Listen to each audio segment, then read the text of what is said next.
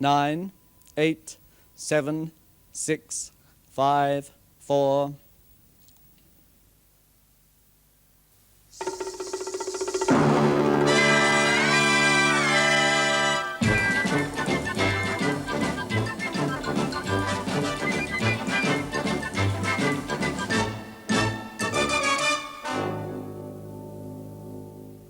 I know that man is prone to evil, my son, but there is within the meanest of us a spark of purity which, if we fan it with a pure breath of love, can grow to a strong, enduring flame.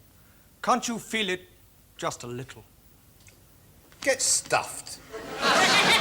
Great! Fabulous. Would even a London docker say get stuffed to a vicar? No. No, after a load of codswallop like that, he'd say get...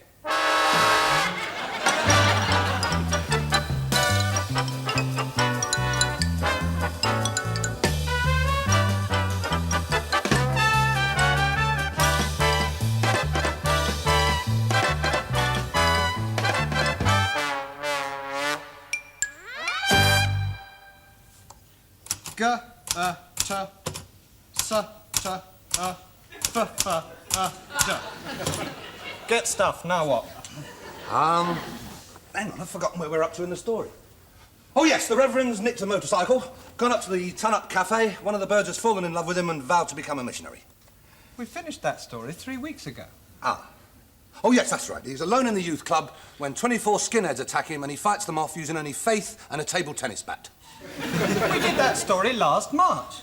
He's in the vicarage one night and somebody sticks a baby through the letterbox. There are some times when, apart from questioning your rather dubious ability as a scriptwriter, I have grave doubts regarding your mental stability. Here, Governor, will you teach me to talk posh like that? Push on. You've got a lucky face, Governor. Oh, come on, you're not helping. Well, I'm sorry, I've got something on my mind. Please don't go into any details. I have no wish to know what goes on in that murky labyrinth. You're the only person I know who can have impure thoughts about Moira Anderson. I'm not impure. I'm just convinced it's Kenneth McKellar in a wig. I mean, have you ever seen them on stage together? No, nobody. Shut up. Oh, God, nearly missed it. Oh. Don't you worry, Mrs. Parkin. I saw your husband at 4 this afternoon. He looked perfectly fit and well then. And when I asked him what he was doing in Praed Street, he said he was trying to find accommodation for his sister. But you don't understand. Sam doesn't have a sister. You've just heard Concrete Pastures, our day-to-day story of a young curate in London's Dockland. The script was by Richard Woodville and Harold King. There you go. Does he feel better? Has his little ego been fed? How is it you can manage to switch that thing on every night just in time for the closing announcement? It's the only bit I like. I don't want to sit and listen to 15 boring minutes of the continuing boring story of the Reverend Boring Carmichael. How can you say that? You invented him. You breathed life into him. Added to which he's paid for both our beds and boards for 3 years. Maybe, but I wouldn't like my daughter to marry one. Now, let's see if we can finish episode 9,000,002 so that I can watch Sports Night with Coleman. All right. I actually have forgotten where we are up to. What's happening? The Reverend has been abducted by the local mafia and is being held captive in a disused warehouse in the East India Docks. How did he upset them? You remember he preached that fiery sermon telling all the local tradespeople not to pay protection money to the mafia and the church would stand behind them. Watching them get their ears cut off. Watching them get their ear... No, that is irreverent, in bad taste and liable to get us both the sack. Now, you remember, he preached that sermon. What sermon? Some people who waste their lives in the pursuit of violence and tainted gold. Why not channel all this surplus energy into something more constructive? I run a soccer team for chappies like you. We train every morning at 7 a.m. in Hyde Park. Why don't you join us? But if he really said that, he deserves whatever the mafia give him. I know that, and you know that, but millions of our eager listeners want him out, sharpish. So stop sitting there looking like a bad day at New Brighton and get him out. Got it. We'll bring back Dick Barp. What? Dr. Dale puts sleeping pills in the guard's tea. Huh? Dan Archer runs over him with a combine harvester. I know. We'll get Anona Wynne to come in and engage them in a witty game of 20 questions so that the Reverend can escape. That's good. I like that, yes. Oh, come on, Harry. For the past few days, your most constructive remark regarding the script has been, get stuffed. I know I haven't been my usual sparkling self, but I really have got something on my mind. All right. Tell Richard about it, get it off your mind, and then perhaps we can get a little bit of work done. I'm in trouble. Pardon? I'm sorry, I thought that was just lack of exercise. Very funny. But I've got myself in a most hellish situation and I can't get out of it. You ever heard of Lady Veronica Mills? Lady Veronica Mills. Oh, yes, that dishy ex-Deb that appears on all those late-night intellectual chat programmes, talking down to AJP Taylor, otherwise known as... The Thinking Man's Crumpet. That's the one, yes. You know her? Well, I know her by sight, but I've never actually spoken to her. Yeah, well, that's the trouble I have. What's more, I'm taking her out. Oh, come on, Harry, you are definitely not a thinking man. No, but she definitely is Crumpet. That's true. How on earth did you manage it? It was that ball at the Dorchester the other night. You know, the one you didn't come to? Oh, yes, the awards, the best TV and radio shows that haven't already won an award from somebody else ball. That's the one, yes. Well, I had a couple of vodkas. Oh, there's a novelty. Very funny. Anyway, you know me when I've had a couple of vodkas. I tried very hard not to. It all started when I won her in a raffle. What? Well, there were tickets for a charity and the winner got her as a dancing partner for the evening and I won. So I had another couple of vodkas and that started it. Oh, come on, Harry, you can hold a couple of vodkas. Yeah, well, when I say a couple, I use the term loosely. How loosely? 14 doubles. 14? Well, that's when I stopped counting. Anyway, we got chatting while we were doing the bossa nova. You can't do the bossa nova. On 14 large vodkas, I can do the dance of the Sugar Plum Fairy. What did you talk to her about? You've got nothing in common. Well, she started talking about art, you see, and I happened to mention that Leonardo da Vinci was a left-handed homosexual. You... What? A left-handed homosexual. How on earth do you know? I read it in Rivali. That's very interesting. I didn't know that. Well, that's what she said, you see. So I got a rush of vodka to the tongue and I gave her a yard and a half of posh chat, quoted a bit of Voltaire I got off the back of a matchbox. The upshot is she thinks I'm a steaming intellectual. And you asked her out? I'm taking her out tomorrow. What am I going to do, Dickie? What you always do, get her plastered quick, pull her back here, and it's me for another late night at the laundrette. It's not as easy as that. She's got a whole day planned. Afternoon, the Tate Gallery, Fortnum and Mason's for tea, and then the Festival Hall. The Festival Hall, the Tate Gallery and Fortnum's? You know nothing about music, nothing about art, and you're not too sure about eating anything that isn't wrapped in newspaper. Dickie, you exaggerate. Yeah, but not much. That's true. What am I going to do? It's your own fault. You should have stuck to the Asoldo King's Road and spaghetti bolognese routine. You've got to think higher than that when you're going out with a bird who is cultured, intellectual, aesthetic, and the thinking man's crumpet. Yes. So, give me some culture. What? Give me some culture. I mean, you went to one of those puff schools where they teach all that stuff, didn't you? Harry, Eton is not a puff school. Oh, I don't know, though. Culturise me. Well, how long have we got? All night. I can't completely re-educate you in a single evening. Why not? Rex Harrison did it to Audrey Hepburn in 2 hours. I saw the picture. You're an idiot. All right, then, don't help. All right, let's see what basis we've got to work on. I'll be her and you be you. Well, give us a kiss. Well, if you're not going to take it seriously... I'm sorry. What's your opinion of Beethoven's Fifth? It's time he put his wife on the pill. That's music out. Who are Ionesco, Beckett and Sartre? West Germany's half-back line. That's drama out. And football. Now, let's get down to basics. What do you know about ballet? Well, tell you the truth, I've never seen one. I mean, I've watched it on the telly, and I saw some excerpts from that Bolshoi film, but to be honest, I can never figure out who's winning. Oh, my God. What do you know about art? And if you say nothing, but I know what I like, you'll be going on that date with a split lip. Well, only that Leonardo da Vinci was a The left... private perversions of Leonardo da Vinci are not going to last you a whole tour around the Tate. Wait a minute. I know exactly what you're going to do tomorrow. What? You're going to make a right Burke of yourself.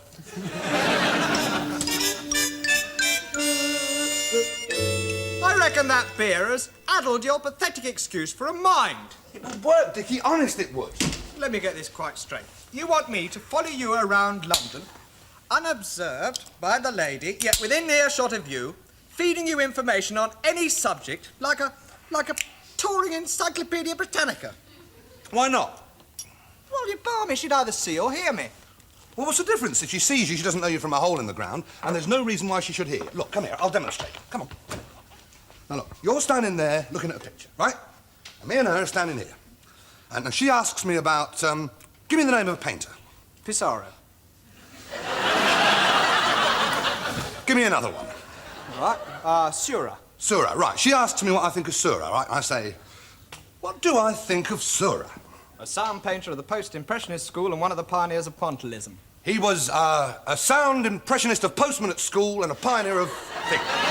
You see, you can't even remember, you fool. No, but it would work in principle, honest. Well, I can't be there all the time. First at the Tate Gallery, then at Fortnum's, then at the Festival Hall, then at dinner, then... Yeah, I can manage that one on my own, thank you very much. She'd get suspicious seeing me all the time. In the Tate Gallery, you wear a coat and hat. Take the hat off for Fortnum's, take the coat off for the Festival Hall. That'll make enough difference. What do I do for dinner? Remove my trousers? The Blue Lagoon is so dark she won't even see you. Look, presuming I could get away with it, and presuming she didn't notice me, and presuming I could feed you the gen properly, there is one vital flaw in it as a scheme. What? I'm bloody well not going to do it. Oh, come on, Dickie. No, why should I? Because I'm more than a co-writer, I am a friend. Because you overflow with the milk of human kindness. Because you couldn't stand to see somebody so close to you in such terrible trouble, and because if you don't, I'm going to phone up Sadie Upchurch and give her your new address. You wouldn't ring Sadie and tell her my new address. I know you. You're bluffing. You wouldn't do that to a friend. You wouldn't. Not tell Sadie Upchurch my new address. I know you would, wouldn't you? Hello, Sadie. All right. All right, I'll do it. You just promised never to hold her over my head again. Hold her over your head? Have you seen her recently? I couldn't lift her off the ground. Please. I do not wish to discuss it. The only good thing that girl ever did for me was to put me off rough cider for life. Right. So you'll report for duty outside the Tate Gallery, 3 o'clock tomorrow afternoon, and don't be late. Don't you start pushing your weight around, or I won't be... Sadie, Sadie, heavy lady. I'll be there at 3. Good. That is a weight off my mind. Come on, I'll play you Scrabble for £1 million. Hang on a minute. About concrete pastures. We've still got the Reverend Carmichael locked up in the warehouse. He takes a small knife from the heel of his shoe, forces open the window, unwinds a thin nylon rope from round his waist, lowers himself to the ground, paralyses the guard with a little-known judo blow, and makes a getaway on his pogo stick. No, we can't do that again.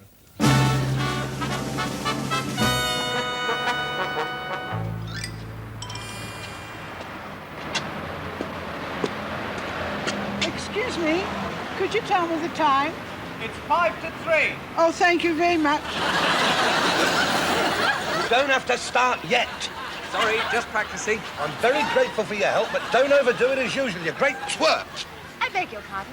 Twerp, peer, in public with such a lovely bit of gorgeous young as yourself, Your Honour, your Lordship, your Grace. You can call me Veronica, Harold. Thank you, Veronica Harold. Come on, we start again. Hello. Shall we go in?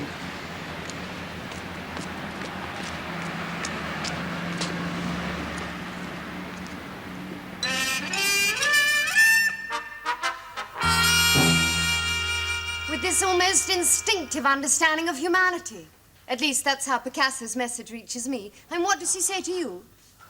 Ah, what does Picasso in this picture say to me? In this picture, Picasso says to me, anguish. Anguish? Why? Why? Why does Picasso say anguish to me? Because in 1937, when he painted this, the horrors of the Spanish Civil War were still fresh in his subconscious. Would you like a cup of tea? Oh, absolutely fascinating. I'd never looked at it that way before. Haven't you? No, but you know you're absolutely right. Am I?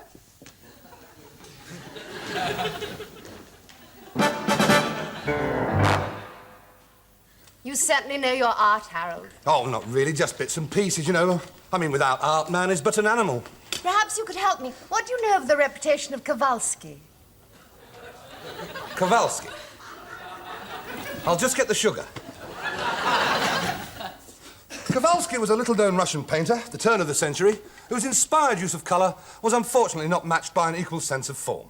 He was executed shortly after the Revolution for painting seditious pictures on Serbian girls' buttocks.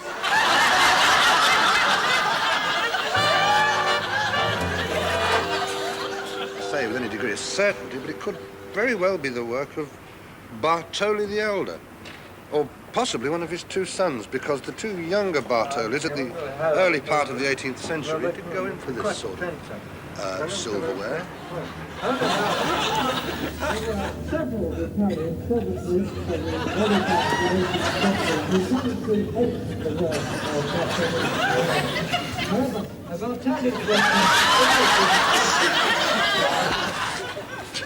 Bye.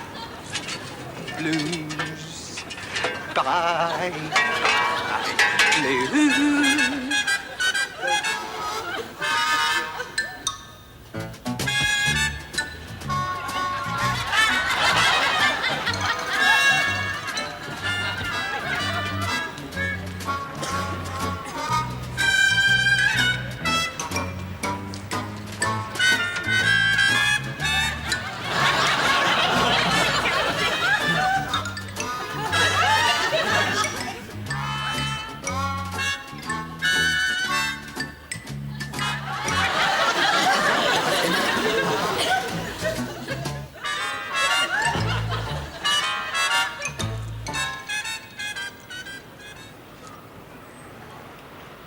Oh, good Lord, it's ridiculous. What was the name of the chappie who wrote Madame Butterfly?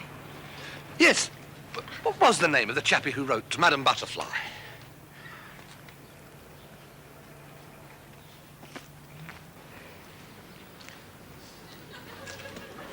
It was, Puccini. Of course, Puccini. It's a taxi, come on.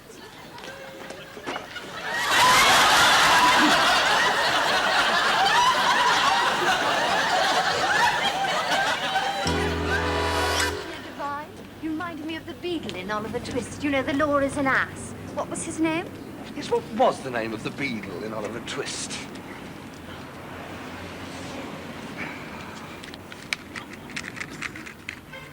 Bumble. Of course.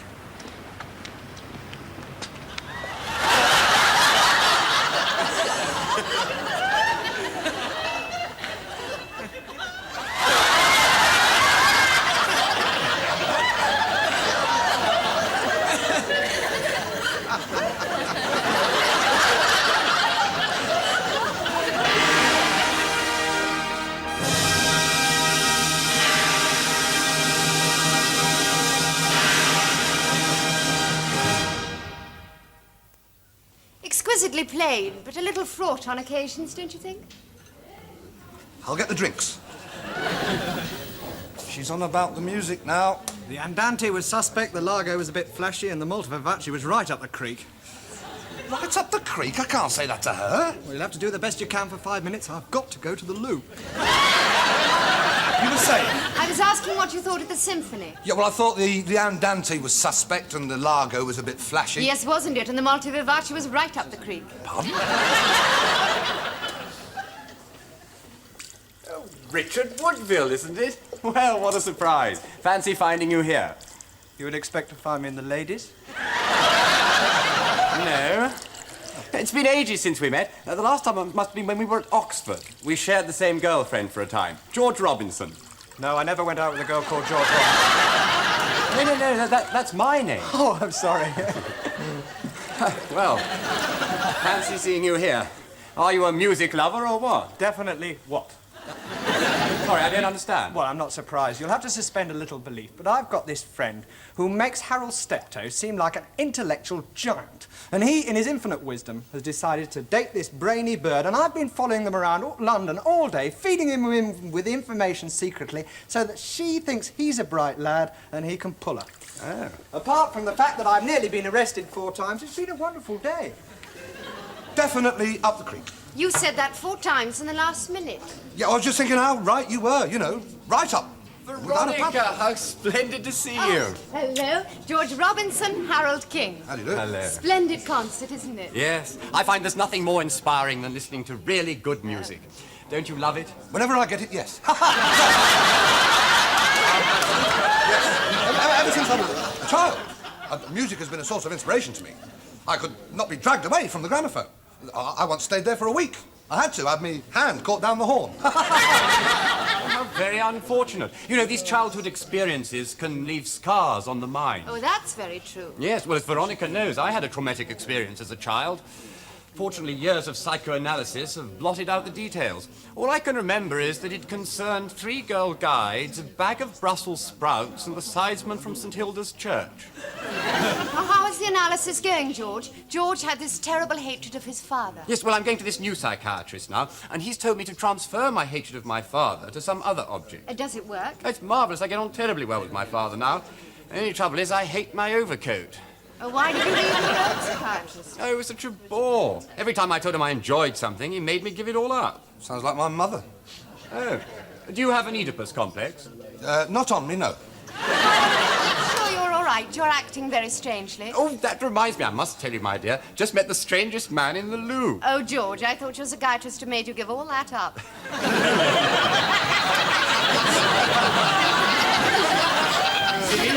No, thank you. Will you? Thank you very much, yes. Thank you. No. Oh, thank you.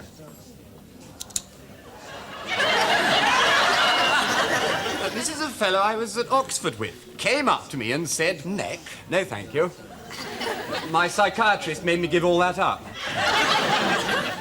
He's been following this chap round all day, nearly been arrested 4 times. Better send him to your psychiatrist. Oh, Ronnie, do listen. There's a dear. The poor fellow.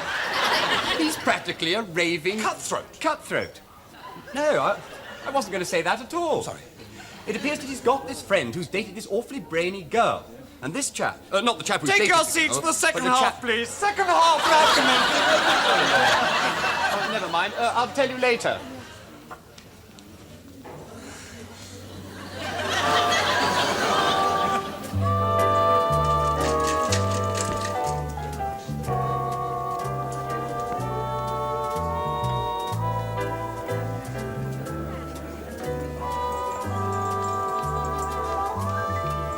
Over, madame, and for monsieur.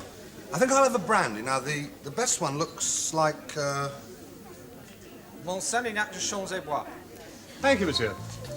You know you said that without moving your lips. Yes, that's because my sister once went out with Peter Bruff. I thought you said you didn't have a sister.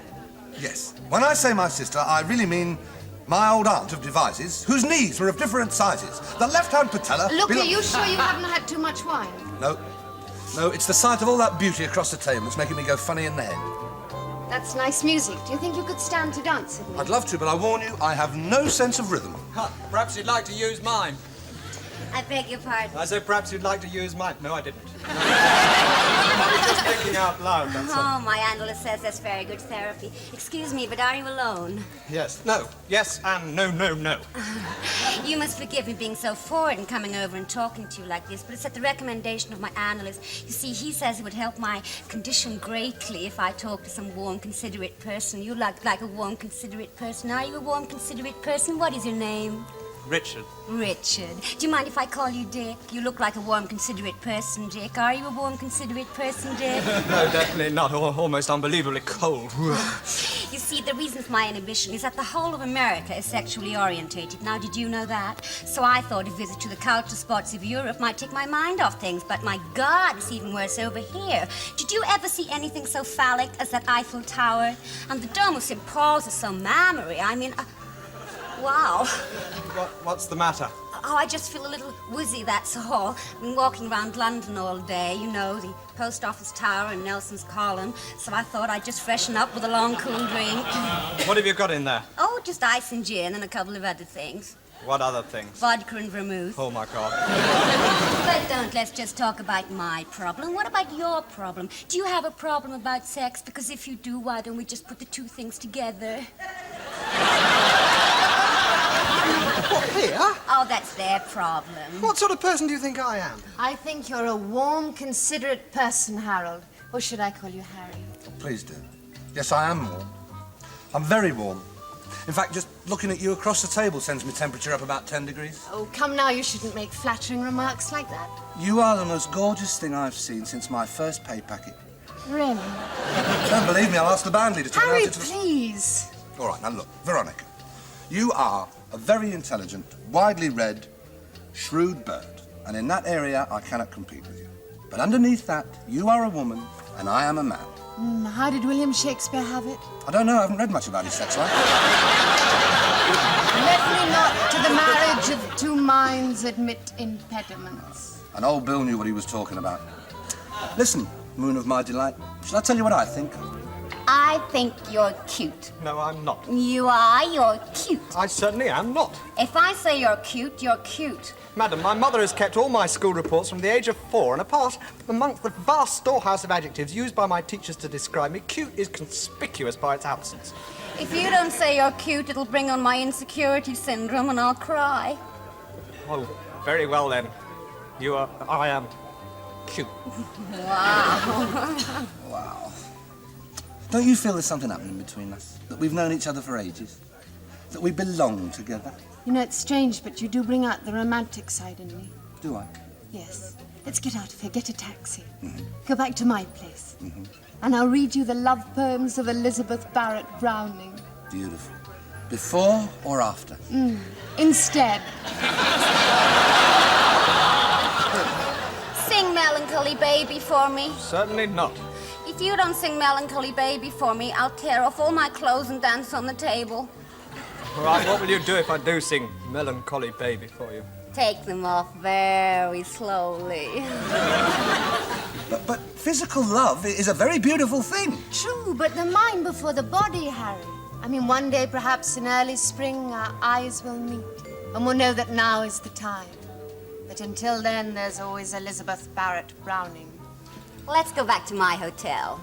I feel the urge to mother you. Help! Excuse me. I'm in trouble! What do you mean you're in trouble? You got tonight's star prize.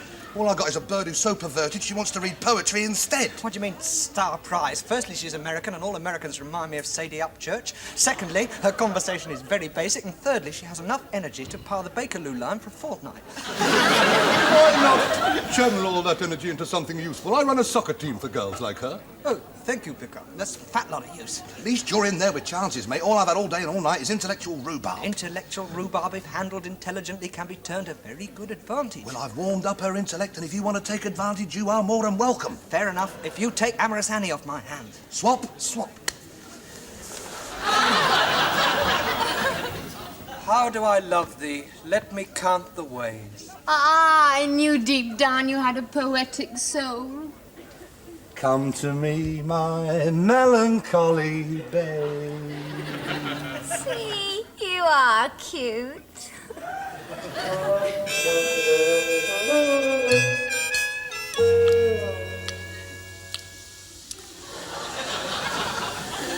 You know the old joke about stop that, I can't stand the noise? Yeah? It's not funny anymore.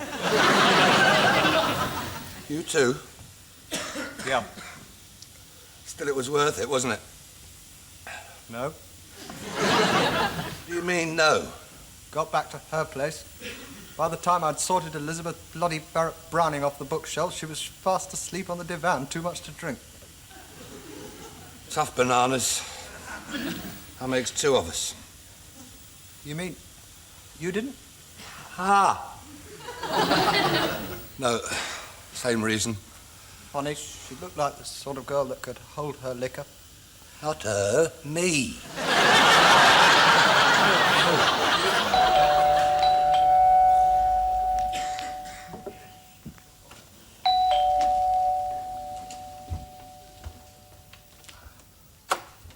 Good morning, chappies.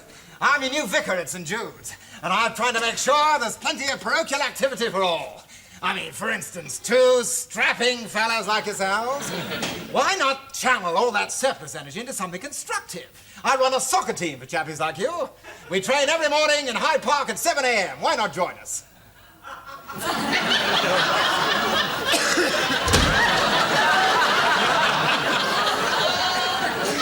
I wish to God we'd left him with the mafia. We'll write another episode, send him straight back.